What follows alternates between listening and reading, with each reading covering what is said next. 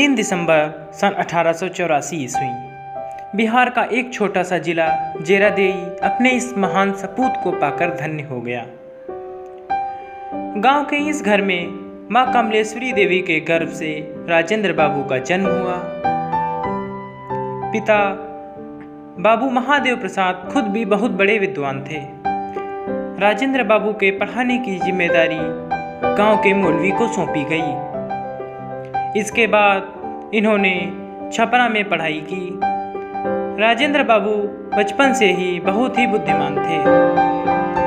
एक बार इनके शिक्षक ने इनकी कॉपी पर लिख दिया कि परीक्षा देने वाला परीक्षा लेने वाले से बेहतर है।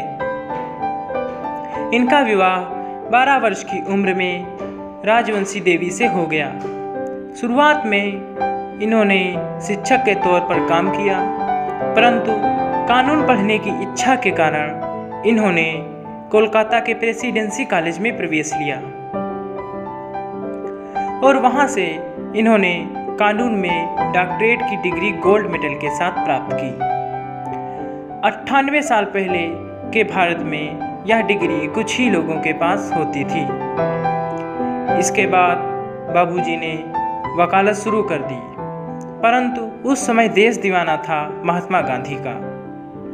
अतः उन्होंने भी वकालत को छोड़कर खुद को महात्मा गांधी के चंपारण नील किसानों के लिए चलाए गए आंदोलन को जोड़ लिया।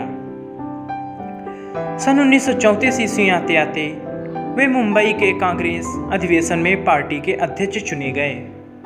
उन्होंने महात्मा गांधी और सुभाष चंद्र बोस के बीच बढ़ती विपरीत विचारधारा को भी शांत करने का प्रयास किया। 5 वर्ष बाद नेताजी के अध्यक्ष पद से इस्तीफा देने पर इन्होंने पुनः अध्यक्ष पद की कमान संभाली। अपने जीवन काल में राजेंद्र बाबू ने देश की आज़ादी से पहले भी 2 महत्वपूर्ण अवसरों पर अपनी भूमिका निभाई। सन 1946 ईस्वी की अंतरिम सरकार में जिन 12 मंत्रियों ने शपथ ली, उसमें राजेंद्र बाबू भी शामिल थे। उन्होंने खाद्य एवं कृषि मंत्री के रूप में शपथ ली तथा उन्हें 11 दिसंबर सन 1946 ईस्वी को संविधान सभा का अध्यक्ष भी मनोनीत किया गया। संविधान लागू होने के बाद तुरंत चुनाव न होने पर इन्हें 24 जनवरी सन 1950 ईस्वी को देश का अंतरिम राष्ट्रपति भी चुना गया।